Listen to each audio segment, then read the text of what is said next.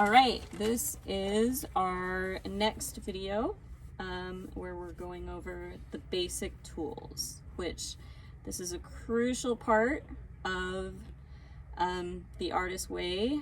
To me, one of the most important things that I hope to do for the rest of my life, and that is telling you all about the morning pages and the artist date and the contract that you sign with yourself in joining this course. So we'll just read through this together. The basic tools. There are two pivotal tools in creative recovery: the morning pages and the artist date. A lasting creative awakening requires the consistent use of both. I like to introduce them both immediately and at sufficient length to answer most of your questions. This chapter explains these tools carefully and in depth. Please read it with special care and begin the immediate use of both tools. The morning pages. In order to retrieve your creativity, you need to find it. I ask you to do this by an apparently pointless process I call the morning pages. You will do the pages daily through all the weeks of the course, and I hope much longer. I have been doing them for a decade now. I have students who have worked with them nearly that long and who would no more abandon them than breathing. Ginny, a writer-producer, credits the morning pages with inspiration for her recent screenplays and clarity in planning her network specials. I'm superstitious about them by now, she says. When I was editing my last special, I would get up at 5 a.m. to get them done before I went into work. What are morning pages? Put simply, the morning pages are 3 pages of longhand writing, strictly stream of consciousness. Oh God, another morning. I have nothing to say. I need to wash the curtains. Did I get the laundry yesterday? Blah, blah, blah. They might also, more ingloriously, be called brain drain, since that is one of their main functions.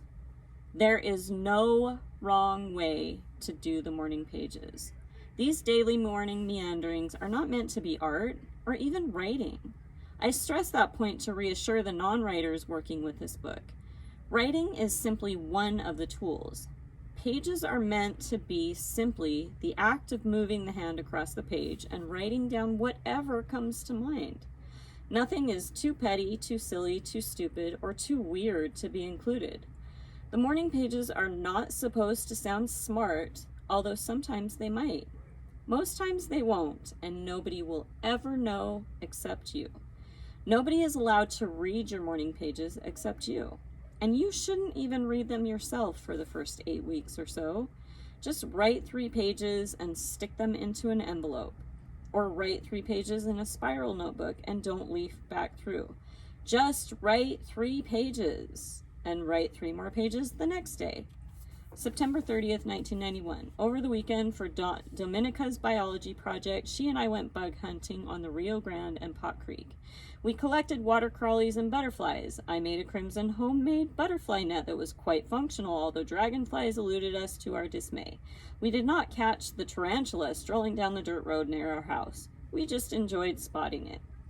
Although occasionally colorful, the morning pages are often negative, frequently fragmented, often self-pitying, repetitive, stilted, or babyish, angry, or bland, or even silly sounding.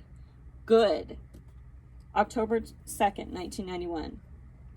I am up and I have a headache and I've taken aspirin and I feel a little better, although still shaky.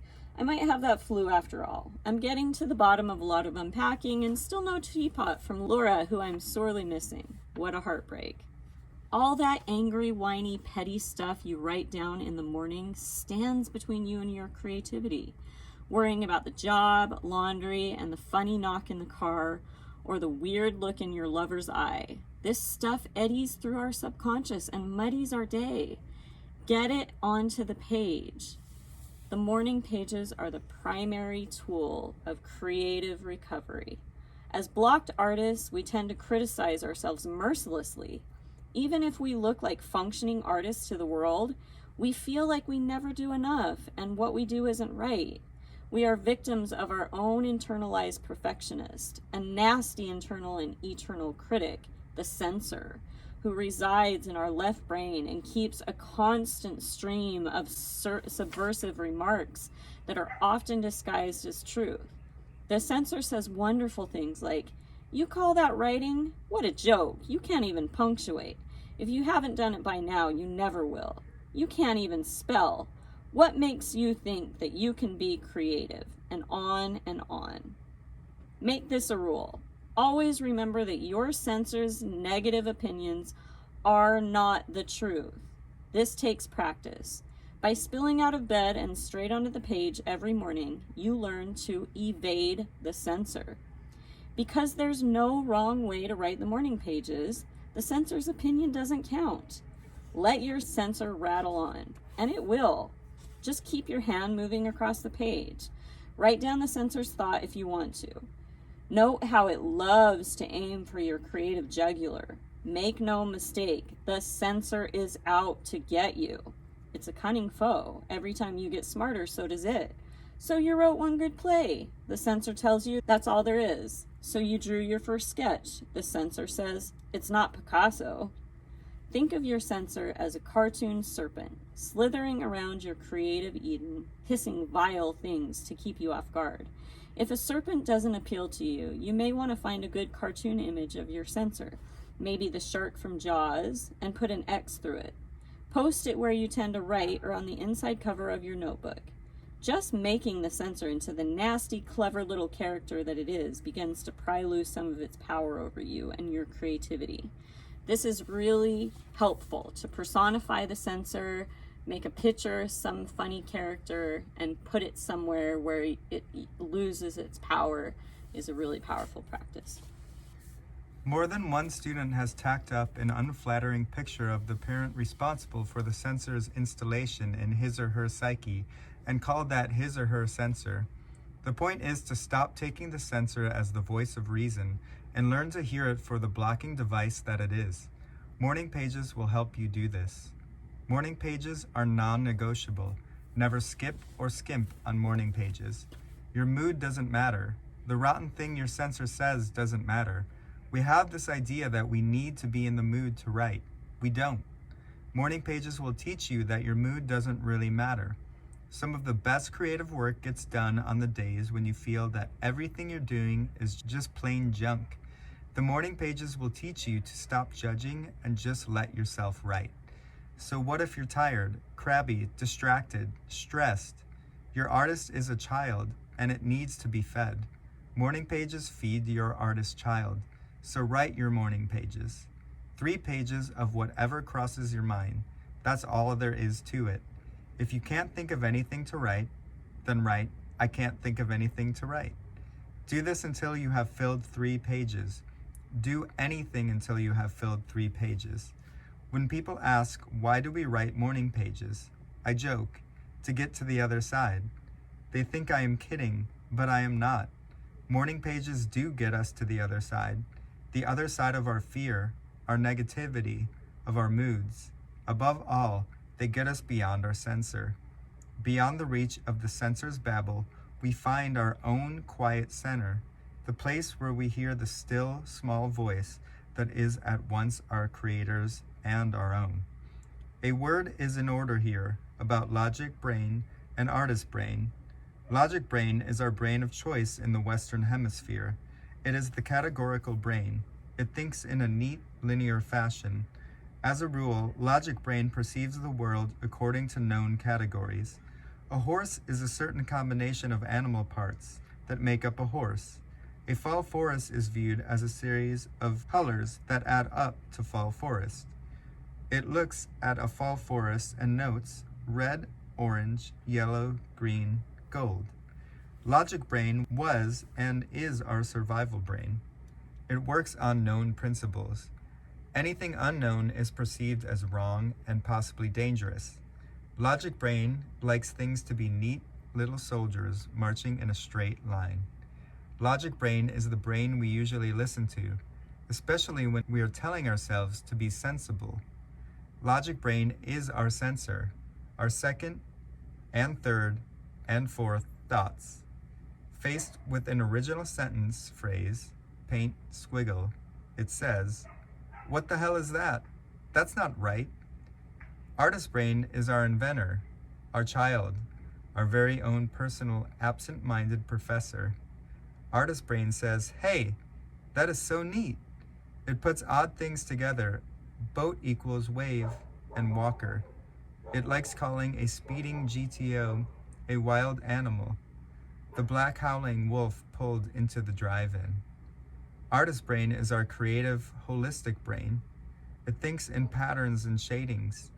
It sees a fall forest and thinks, wow, leaf bouquet, pretty, gold gilt shimmery earth skin king's carpet.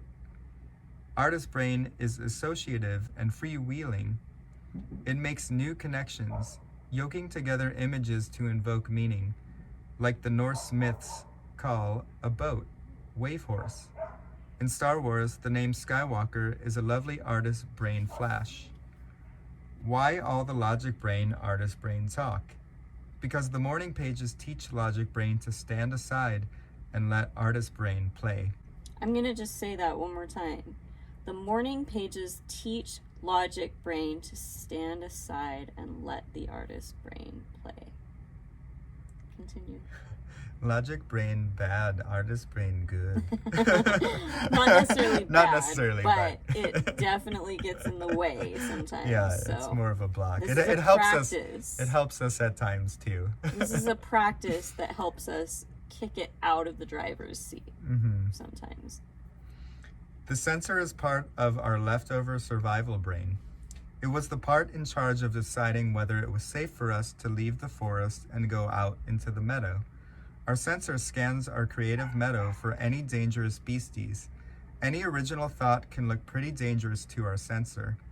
The only sentences, paintings, sculptures, photographs it likes are ones that it has seen many times before.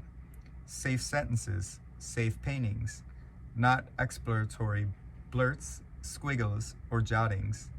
Listen to your sensor and it will tell you that everything original is wrong, dangerous, rotten. Who wouldn't be blocked if every time you tiptoed into the open somebody, your sensor, made fun of you? The morning pages will teach you to stop listening to that ridicule. They will allow you to detach from your negative sensor. It may be useful for you to think of the morning pages as meditation.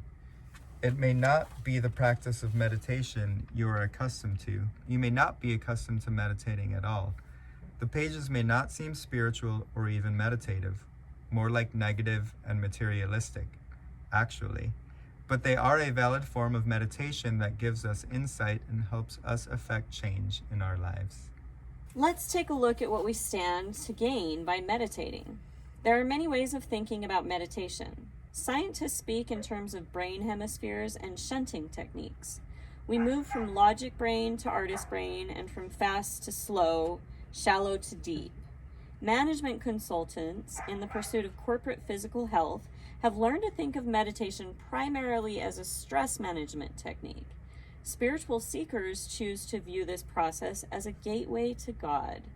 Artists and creativity mavens approve of it as a conduit for higher creative insights. All of these notions are true, as far as they go, but they do not go far enough. Yes, we will alter our brain hemisphere, lower our stress, discover an inner contact with a creative source, and have many creative insights. Yes, for any one of these reasons, the pursuit is a worthy one. Even taken in combination, however, they are still intellectual constructs for what is primarily an experience of wholeness, rightness, and power. We meditate to discover our own identity, our right place in the scheme of the universe. Through meditation, we acquire and eventually acknowledge our connection to an inner power source that has the ability to transform our outer world. In other words, meditation gives us not only the light of insight, but also the power for expansive change. Insight in and of itself is an intellectual comfort. Power in and of itself is a blind force that can destroy as easily as build. It is only when we consciously learn to link power and light that we begin to feel our rightful identities as creative beings. The morning pages allow us to forge this link. They provide us with a spiritual ham radio set to contact the Creator within. For this reason, the morning pages are a spiritual practice. It is impossible to write morning pages for any extended period of time without coming into contact with an unexpected inner power. Although I used them for many years before I realized this, the pages are a pathway to a strong and clear sense of self. They are a trail that we follow into our own interior, where we meet both our own creativity and our Creator. Morning pages map our own interior. Without them, our dreams may remain terra incognita. I know mine did. Using them, the light of insight is coupled with the power for expansive change. It is very difficult to complain about a situation morning after morning, month after month, without being moved to constructive action. The pages lead us out of despair and into undreamed of solutions. The first time I did morning pages, I was living in Taos, New Mexico. I had gone there to sort myself out. Into what? I didn't know. For the third time in a row, I'd had a film scuttled due to studio politics. Such disasters are routine to screenwriters, but to me, they felt like miscarriages. Cumulatively, they were disastrous. I wanted to give the movies up. Movies had broken my heart. I didn't want any more brain children to meet untimely deaths. I'd gone to New Mexico to mend my heart and see what else, if anything, I might want to do. Living in a small adobe house that looked north to Taos Mountain, I began the practice of writing morning pages. Nobody told me to do them. I'd never heard of anyone doing them. I just got the insistent inner sense that I should do them, and so I did. I sat at a wooden table looking north to Taos Mountains, and I wrote. The morning pages were my pastime, something to do instead of staring at the mountain all the time. The mountain, a humpback marble, different in every weather, raised more questions than I did. Wrapped in clouds one day, dark and wet the next, that mountain dominated my view and my morning pages as well. What did it, or anything, mean? I asked, page after page, morning after morning. No answer. And then, one wet morning, a character named Johnny came strolling into my pages. Without planning to, I was writing a novel. The morning pages had shown me a way. Anyone who faithfully writes morning pages will be led to a connection with a source of wisdom within. When I am stuck with a painful situation or problem that I don't think I know how to handle, I will go to the pages and ask for guidance. To do this, I write LJ as a shorthand for me, little Julie, and then I ask my question. I'm just going to repeat that line one more time because it's important. Anyone who faithfully writes morning pages will be led to a connection with a source of wisdom within. I know this and can attest for myself that that is absolutely true. When I am stuck with a painful situation or problem that I don't think I know how to handle, I will go to the pages and ask for guidance. To do this, I write LJ as a shorthand for me, little Julie, and then I ask my question. What should I tell them about this inner wisdom? Then I listen for the reply and write that down too. Answer. You should tell them everyone has a direct dial to God. No one needs to go through an operator. Tell them to try this technique with a problem of their own. They will. Sometimes, as above, the answer may seem flippant or too simple. I have come to believe that seem is the operative word. Very often, when I act on the advice I have been given, it is exactly right. Far more right than something more complicated would have been. And so, for the record, I want to say, pages are my way of meditating. I do them because they work. A final assurance. The morning pages will work for painters, for sculptors, for poets, for actors, for lawyers, for housewives, for anyone who wants to try anything creative. Don't think they are a tool for writers only. Hooey. These pages are not intended for writers only. Lawyers who use them swear they make them more effective in court. Dancers claim their balance improves, and not just emotionally. If anything, writers who have a regrettable desire to write morning pages instead of just do them may have the hardest time seeing their impact. What they're likely to see is that their other writing seems to suddenly be far more free and expansive and somehow easy to do. In short, no matter what your reservation or your occupation, morning pages will function for you. Timothy, a button-down, button-lipped curmudgeon millionaire, began writing morning pages with a skeptic's scorn. He didn't want to do them without some proof that they would work. The damn pages had no label, no done, and Bradstreet rating. They just sounded silly, and Timothy hated silly. Timothy was, in street parlance, a serious player. His poker face was so straight it looked more like a fireplace poker than a mere cardship's defense. Practiced for years in the corporate boardroom, Timothy's invincible facade was as dark, shiny, and expensive as mahogany. No emotion scratched the surface of this man's calm. He was once a monument to the masculine mystique. Oh, all right, Timothy agreed to the pages, but only because he had paid good money to be told to do them. Within 3 weeks, straight-laced, pinstriped Timothy became a morning pages advocate. The results of his work with them convinced him. He started, heaven forbid, to have a little creative fun. I bought guitar strings for this old guitar I had lying around, he reported one week, and then I rewired my stereo. I bought some wonderful Italian recordings. Although he hesitated to acknowledge it, even to himself, Timothy's writer's block was melting. Up at dawn, Gregorian chant on the stereo, he was writing freely. Not everyone undertakes the morning pages with such obvious antagonism. Phyllis, a leggy racehorse socialite, who for years had hidden her brains behind her beauty and her life behind her man's, tried the morning pages with a great deal of surface cheer and an inner conviction that they would never work for her. It had been 10 years since she had allowed herself to write anything other than letters and bread and butter lists. About a month into morning pages, seemingly out of nowhere, Phyllis got her first poem. In the 3 years she has used pages since, she has written poems, speeches, radio shows, and a nonfiction book. Anton, grumpy but graceful in his use of the pages, accomplished unblocking as an actor.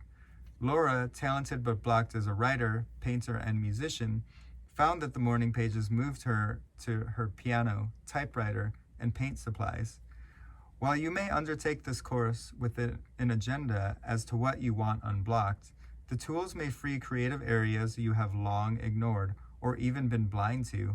Ingeborg, using the pages to unblock her creative writer, moved from being one of Germany's top music critics to composing for the first time in 20 years. She was stunned and made several ecstatic transatlantic calls to share her good news. Often, the students most resistant to the morning pages come to love them the best. In fact, hating the morning pages is a very good sign. Loving them is a good sign too, if you keep writing even when you suddenly don't. A neutral attitude is the third position, but it's really just a defensive strategy that may mask boredom. Boredom is just what's the use in disguise, and what's the use is fear, and fear means you are secretly in despair. So put your fears on the page. Put anything on the page. Put 3 pages of it on the page. All right, before we transfer into the artist date, I just want to express, so she uses a lot of words to talk about the morning pages, but that's because they are the bedrock foundation of this entire course. If there is one thing for my own self that I have already taken from this that truly I think is life-changing and transformational, it is the morning pages. And I think Michael would agree with me and many people who have done this. So she gives a lot of information for a couple reasons. 1, to let you know the importance and the power of them. And 2, also for people to really understand. And when we did the course last time, this was the most common question every single class all the way through the 12 weeks. And that is, am I doing the pages wrong? Am I da-da-da-da? And what, like, all questions about it. And that's why she goes over it in so much detail here, is because the morning pages are not a time to write or write well. That is not the purpose of the pages. The morning pages are simply, as she stated earlier in there, to get to the other side. It's a brain drain. And in my own personal words, what it is for me is, I have to say that in a world where there's so much distraction and you know, a lot of attention focused on gaining the acceptance of self being in validation outside of you, from peers, from, you know, just anyone, so getting validation, self-worth, like, am I enough, love, all of these things. We are so embedded to look outside of us for all of these things. And on a personal level, I have to say that the act of doing the morning pages regularly is definitely by far the most, like, concrete act of self-love that I've ever given to myself, because the purpose of it is not to write well. And I had limitations and blocks in my own writings for my own reasons. And the morning pages gave me permission to write a lot of that stuff that, as I get older, the censors, oh, that's not evolved enough, that's not spiritual enough, that's not, whatever it is. There's many reasons that part of my experiences and all of my emotional neglected children are not okay to exist really in life. And the morning pages is this commitment that I make with myself every morning, where I say to all of those neglected children, whatever they have to say, you have 3 pages where, you know, I'm giving you the floor. I'm committing to every single morning as soon as I wake up that you have 3 uninterrupted pages to say whatever you need to say. And I'm just here to witness. That is my only job. We're not here to try to direct the pages or do any of that. We're just here to show up and keep doing it. And on a personal experience, what I saw is that when I first did these, the beginning of it was a lot of junk over and over and over again. Just a lot of, like she said, you know, but even that was helpful, because those stories that you tell to other people all the time that they get sick of, you get to hear those stories over and over and over again, as long as they're holding on to you. And nothing, you know, there's nothing like hearing your own self repeat these things over and over and over again to allow yourself to finally realize that you're sick of that story and you don't want to give energy and attention to it anymore. And it finally just kind of works itself out and helps to release itself, or the solutions come where they weren't before. But after a while of doing that, first thing in the morning, the act of like immediately waking up and doing this right away, before the censor has time to get too deep in there, you're in that magic time for the muse, for the artist, that magical time in between sleep and awakening. And sleep is this powerful time where, you know, we spend at least a quarter of our entire lives in the dream world, but it's given very little attention in our current world. And I feel that for me, doing these morning pages, it truly is a meditation. It's the most powerful meditation that I've done, spiritual practice in this way, because after a time of sort of releasing all the things that need to be released, and like giving this active self-love by giving permission to all those parts of me that need to show up during that time, besides like the power of doing that, once that starts to get cleared away, this amazing relationship with the inner guidance system that exists all the time, but especially each night when I go to sleep, starts to get activated. And without even trying really, like, you know, the morning pages, there's no wrong way to do it, and it shouldn't be done with an expectation of anything. But I have to say, the less that I expect things, and the more that I just keep creating a discipline of showing up anyway, the more that the creativity moves me rather than me doing anything. Things will just come in my dreams, or answers will show up. And the more that I work with that, the more powerful it comes. And being able to accept it any time, it really, truly is transformational. So I just wanted to give some of my own experience of the power of that. And just I'll complete with saying that in a world where, there's so much self-help, everything about like giving oneself self-love and being able to show up in that way. And I say that's great, but practically, what does that actually look like to like show up and create a practice of self-love for oneself? And for me, the morning pages is the most powerful one I've ever given. So I encourage you to offer that to yourself as well. Michael? Yeah, for sure. I've become a morning pages addict, where if I don't do it for a day, I kind of go through this withdrawal, like these withdrawal symptoms from not doing it, and I crave doing it the next day if I didn't do it in the morning, or I'll do it later in the day, and still have the same kind of thing happen, which is, to me, it's just like, yeah, like Aubry said, like kind of getting all that junk that's just like there in the morning, and you don't have time to filter it, so you just start writing it down. And what happens is like those things that are kind of stopping you and keeping you in the same place and keeping you stuck for probably almost your entire life start coming out on the page. And you just kind of get tired of seeing that, and you start writing about something else. And the coolest part about the whole process is that because you don't have an intention with your writing, and you're just letting it free flow happen, is that that's really where like the meaty magic happens, where it's not like any other thing you're creating in the world. It's its own thing. And you can sit there, we've talked about this before, where you can sit there and talk to a therapist about this same stuff, but you're gonna probably put a filter on because somebody else is listening, and maybe you don't want to say certain things. When you can completely write something unfiltered on the page, it's just like no other experience you can have.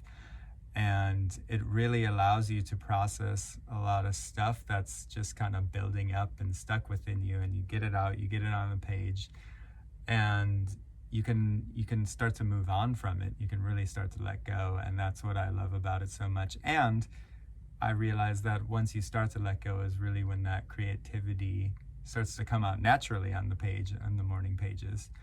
And you'll have ideas, you'll have stories or whatever. You might have poems come through like she spoke about.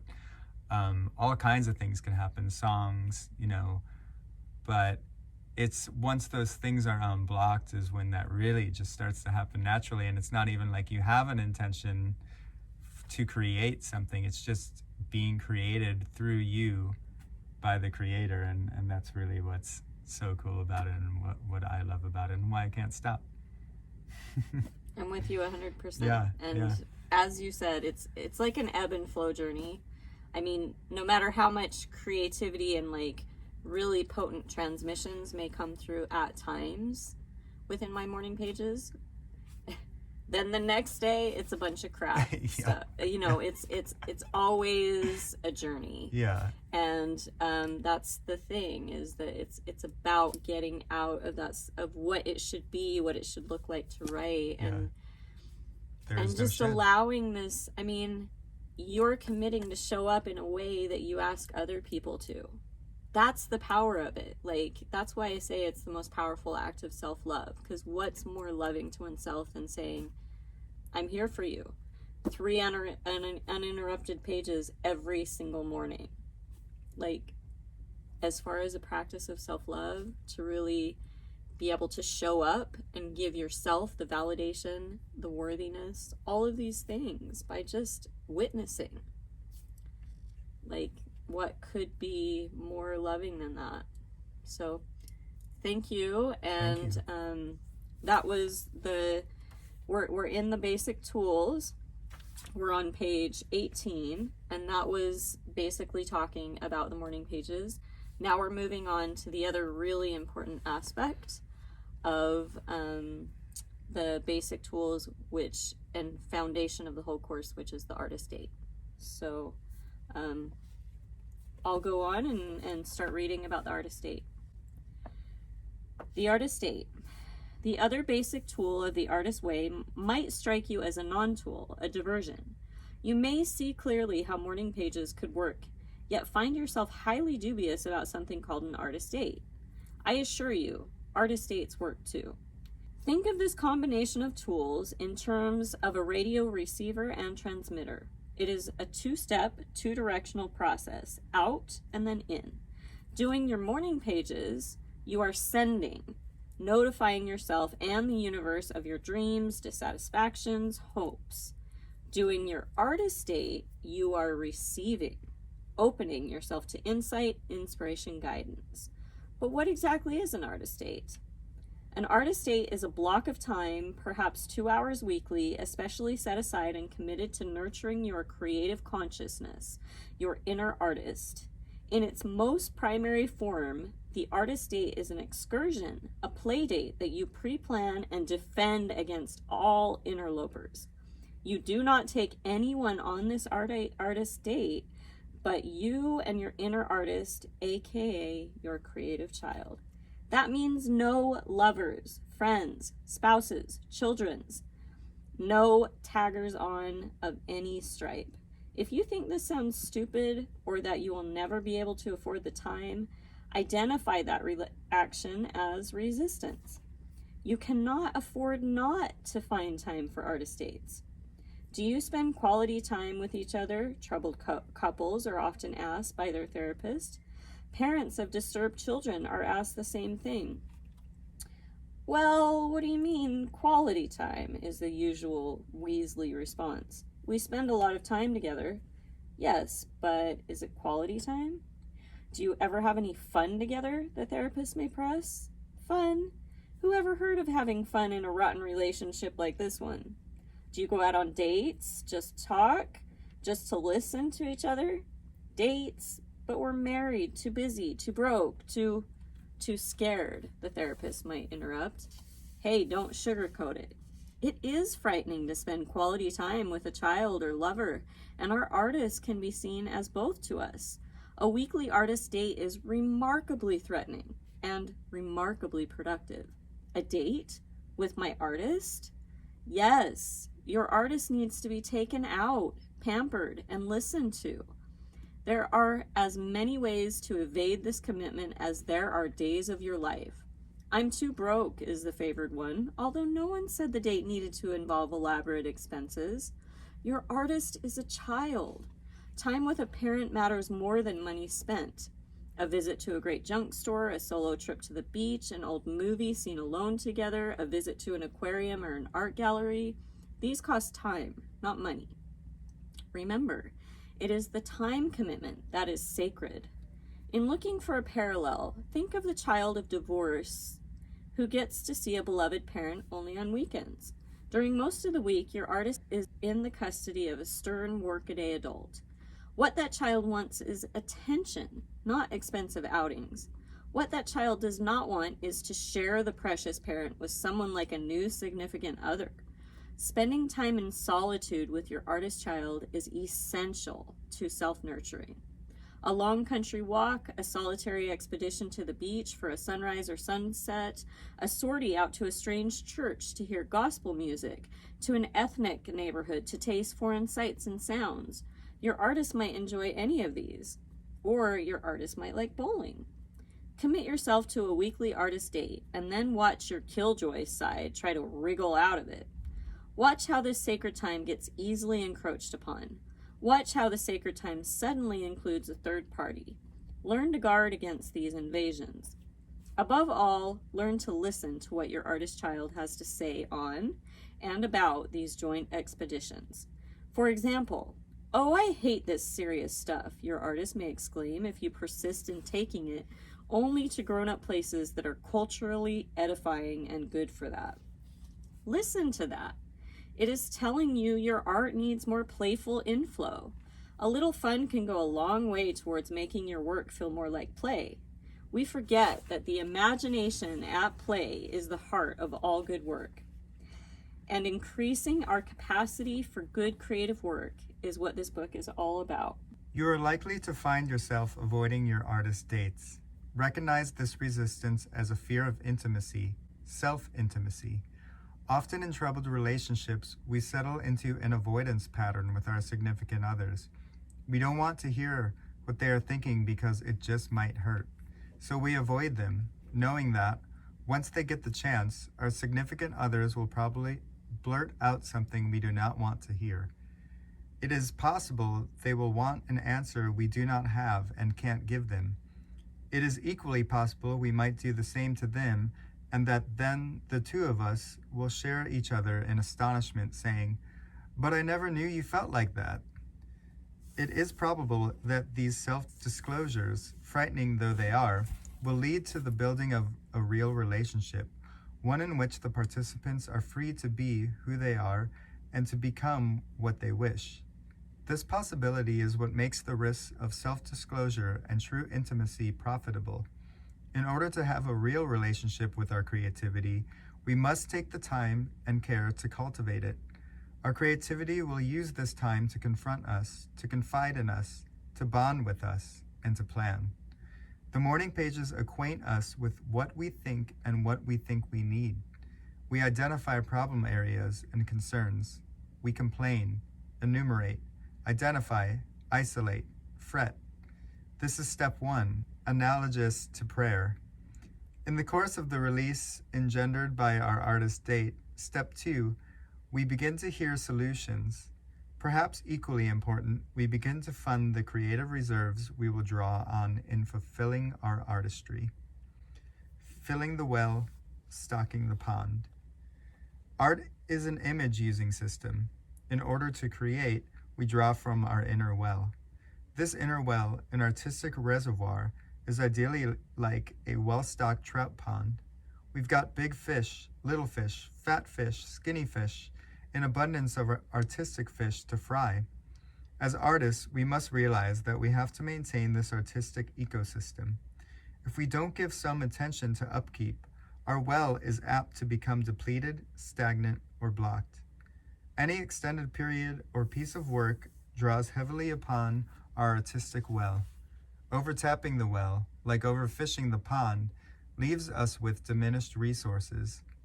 We fish in vain for the images we require. Our work dries up and we wonder why, just when it was going so well. The truth is that work can dry up because it is going so well. As artists, we must learn to be self-nourishing.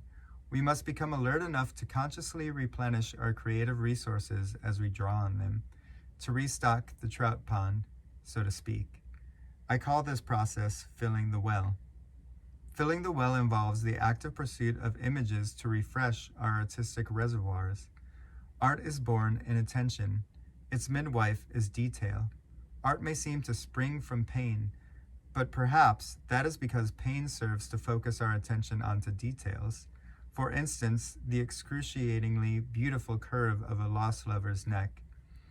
Art may seem to involve broad strokes, grand schemes, great plans, but it is the attention to detail that stays with us. The singular image is what haunts us and becomes art. Even in the midst of pain, this singular image brings delight. The artist who tells you different is lying. In order to function in the language of art, we must learn to live in it comfortably. The language of art is an image, symbol. It is a wordless language even when our very art is to chase it with words. The artist's language is a sensual one, a language of felt experience. When we work at our art, we dip into the well of our experience and scoop out images. Because we do this, we need to learn how to put images back. How do we fill the well? We feed it images. Art is an artist brain pursuit. The artist brain is our image brain, home and haven to our best creative impulses. The artist brain cannot be reached or triggered effectively by words alone. The artist brain is the sensory brain, sight and sound, smell and taste, touch. These are the elements of magic, and magic is the elemental stuff of art. In filling the well, think magic, think delight, think fun. Do not think duty. Do not do what you should do. Spiritual sit-ups like reading a dull but recommended critical text. Do what intrigues you. Explore what interests you. Think mystery, not mastery. A mystery draws us in, leads us on, lures us. A duty may numb us out, turn us off, tune us out. In filling the well, follow your sense of the mysterious, not your sense of what you should know more about. A mystery can be very simple. If I drive this road, not my usual road, what will I see? Changing a known route throws us into the now. We become refocused on the visual world. Sight leads to insight. Remember, do what intrigues you. Think mystery, not mastery. A mystery can be simpler even than that. If I light this stick of incense, what will I feel? Scent is an often overlooked pathway to powerful associations and healing. The scent of Christmas at any time of year, or the scent of fresh bread or homemade soup, can nourish the hungry artist within. Some sounds lull us, others stimulate us. 10 minutes of listening to a great piece of music can be very effective meditation. 5 minutes of barefoot dancing to drum music can send our artist into its play-fray day refreshed. Filling the well needn't all be novelty. Cooking can fill the well. When we chop and pare vegetables, we do so with our thoughts as well. Remember, art is an artist brain pursuit. This brain is reached through rhythm, through rhyme, not reason. Scraping a carrot, peeling an apple, these actions are quite literally food for thought. Any regular repetitive action primes the well. Writers have heard many woeful tales of the Bronte sisters and poor Jane Austen, forced to hide their stories under their needlework.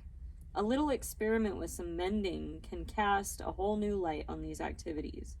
Needlework, by definition regular and repetitive, both soothes and stimulates the artist within. Whole plots can be stitched up while we sew. As artists, we can very literally reap what we sow. Why do I get my best ideas in the shower? An exasperated Einstein is said to have remarked. Brain research now tells us that this is because showering is an artist brain activity. Showering, swimming, scrubbing, shaving, steering a car, so many S-like yes words. All of these are regular, repetitive activities that may tip us over from our logic brain into our more creative artist brain. Solutions to sticky creative problems may bubble up through the dishwasher, emerge on the freeway just as we are executing a tricky merge. Learn which of these works best for you and use it. Many artists have found it useful to keep a notepad or tape recorder next to them as they drive. Steven Spielberg claims that his very best ideas have come to him as he was driving the freeways. This is no accident. Negotiating the flow of traffic, he was an artist immersed in an oncoming, ever-altering flow of images. Images trigger the artist's brain. Images fill the well. Our focused attention is critical to filling the well. We need to encounter our life experiences, not ignore them. Many of us read compulsively to screen our awareness. On a crowded, interesting train, we train our attention on a newspaper, losing the sights and sound all around us, all images for the well. Before I move on, I just want to, that was, the first section was morning pages, and this was artist date. I'm going to say for me, for the artist date, as she said, the morning pages are the transmission out to the universe, and the artist date is the reception. And part of this process is about learning how to, bypass the sensor, letting the logic brain out of the driver's seat to get out of the way. And so this courting the artist date is about listening. We're learning to also listen as we create that space for our morning pages, and listen as we connect and reconnect with the creator that we all are. Every single one of us, no matter what you do in your life, is truly a artistic child at your core. You are a creator at your core. And this process, especially the artist date, is about letting that child take the lead. We're developing a relationship with that child. We're learning to reparent it. We're letting it come out and acknowledging that its inspired impulses are actually the, heart and source of life. And so how can we create more space to allow for that? So this should be fun. The artist dates are just that. It's not like terrible, awful homework. It's about listening to that artist child and creating space for it to do whatever allows it to be most in its joyful, playful, childlike self. And I'll have to say that for my own self, the one thing I have to say about the artist date, and even as she said, that as you start to do this, you realize that everything can be an artist date. Sometimes it really, making the time is crucial and really important. And also, and this was reflected back to me by many of the people who did our first workshop, is that just doing the workshop, just entering into the artist's way and having this kind of intention and reading those basic principles every single day, creativity is God's will for us, all of these things that are tapped into our creativity, connected with our own creator, self as a creator and as the divine creator, that when we have that relationship and we have that source, and we're choosing consciously to look at life that way, things change. We start to realize the grand creator's design of existence, the beauty that lies in literally every single thing, if we move slowly enough to stop and look around and really appreciate it. And honestly, that's another one of the greatest things I received from doing this myself, was that ability to slow down and realize that it changed the way I did absolutely everything in life, and my ability to perceive the intrinsic soul and artistic beauty of all of existence. So yeah, that's the big takeaway for me from the artist dates, is like it creates this big perception shift, and where you're just like, why is life looking so different? And it's like you're looking through this different lens at the world that has always been there, and now it's just so different. And I had these moments where I just proclaimed, like, I'd be going somewhere anyway, because I often go to things by myself, because I'm an artist at heart, and that's just kind of what I do. But I would proclaim, like, this is my artist date. And from that moment, it would change my reality for like the next couple hours, when I was either attending an event or going on a hike or something. And it was like this string of synchronicities and like miraculous things happening that normally wouldn't happen when I didn't proclaim that, at least in that way, or that many and that fast. And I just started to see how present it made me, having these experiences that I've had my whole life. But with that one little perception shift, like, this is my artist date, this is for me, this is my time, it did something for me, and yeah, so I can't reiterate enough like how important the artist dates are and giving that to ourselves. It's like the morning page, both the morning pages and the artist dates are like a big act of self-love that we give ourselves, and it can really like create a reality shift in our lives and just a way of seeing the world from this point of view as the artist. And that's really, to me, why the book is called The Artist's Way, because it's like transforming your life into really being that.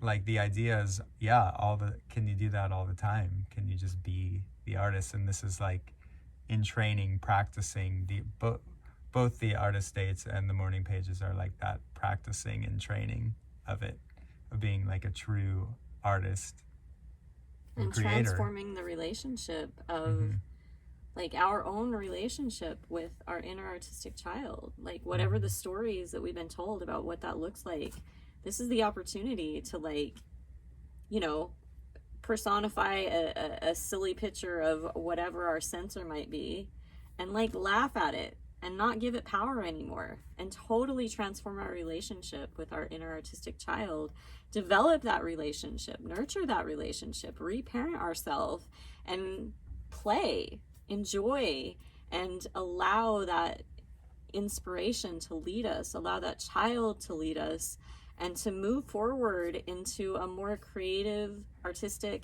and truly inspired life, whatever we're doing. And the thing, you know, that I've realized about the censor is the censor, I mean, she kind of says it in the book too, but like the censor wants you to suffer. The censor wants you to be in pain. The censor doesn't want you to get out of it. And your inner child doesn't want any of that. Your inner child just wants to play and be in this world and have fun and like put love out into the world and feel loved. And it's like the simplicity of that, and how this whole 12-week course just kind of brings you more into that part of yourself that has always been there, is just amazing. And yeah, to me that's kind of what it's all about. So that completes the artist date section. We have the morning pages section. This is all in the basic tools. The morning pages section, that completes the artist date section. And the very last thing, which is really crucial before you enter into week 1 of this journey, is the contract. And this contract is really the contract that we make with ourselves. This is not, we make for ourselves and the whole group, but really this is even though we are co-facilitating when we're leading it, you can do this by yourself, you can do it within groups, you can do it however you want. And Julia Cameron has been amazing to not trademark it so that we can have the ability for it to be accessible for us to use in the way that is works the best for us.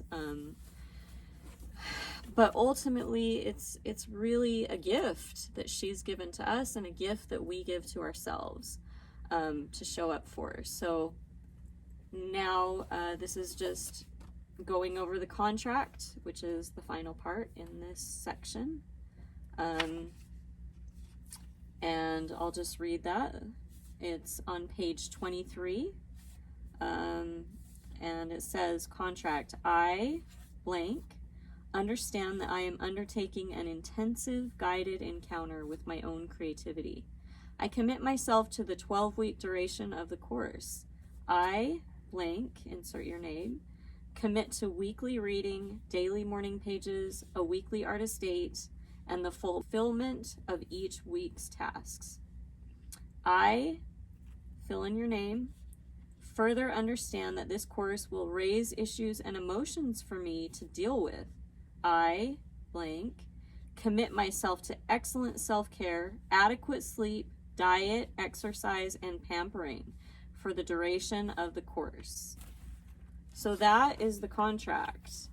Yeah, so the idea is to, not the idea, but what what you're committing to actually is writing this contract out, write it down on a piece of paper, fill in the blanks, sign, and date it, and that's your commitment during at least the next 3 months. And the very last, just the end of that there, page 24, artist block is a very literal expression. Blocks must be acknowledged and dislodged. Filling the well is the surest way to do this. Art is the imagination at play in the field of time. Let yourself play. And the creativity contract.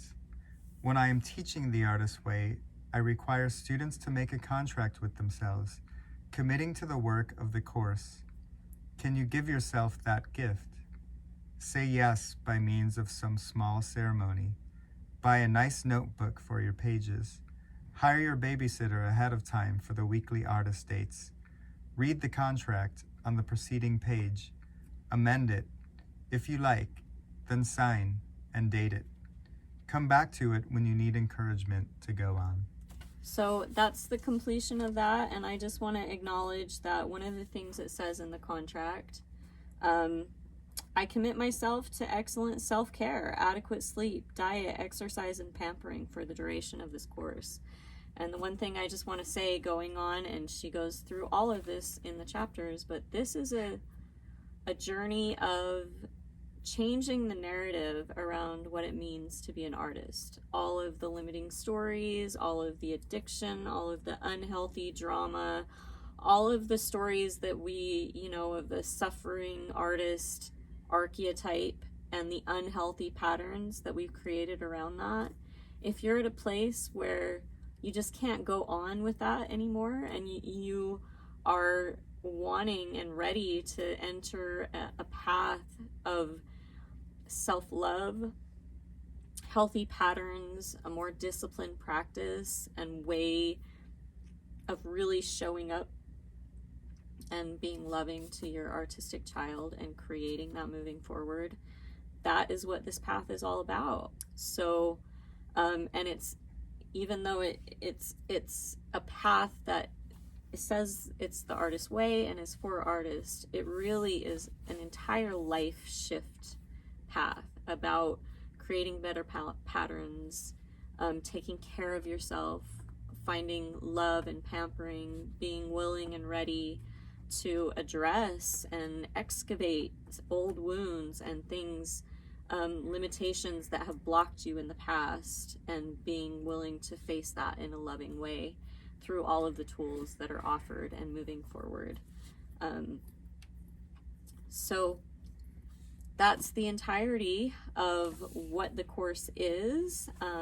We might do one more small video that talks about the group process. She communicates some things that she advises for groups that are doing this. So that's one more thing that in one way or another we'll be offering a little bit of insight and wisdom and some of her words around that, and what we ask from our group moving forward as well. So thank you for listening and being with us through this process, and we hope you have an amazing journey, whatever your Artist Way experience may be, whether it's with us or personal or with another group, or whatever way. And if it's with us, we look forward to seeing you and embarking on this journey together. Yeah, thank you so much. And remember, there's no right or wrong way to live the Artist Way. Just read the book, do the tasks, do your artist dates, do your morning pages, and you're already doing it. That's it. So I just want to add one more thing too. We didn't read any of it in any of this, but on every single page there are incredible quotes that go along with everything. So we encourage you to read along with our videos so that you can see what's there, or go back and read all of those quotes for inspiration. At some point I kind of was inspired to create a quote book from the Artist Way. I'm wondering if there already is one out there somewhere. there could be. There could be. But read all of that. Maybe we'll put some of those in the video while we're talking. Yeah, who that's knows? a great idea. But thank you for joining us. You now have completed the basic principles and the basic tools, learning about the Morning Pages Art Estate and the contract.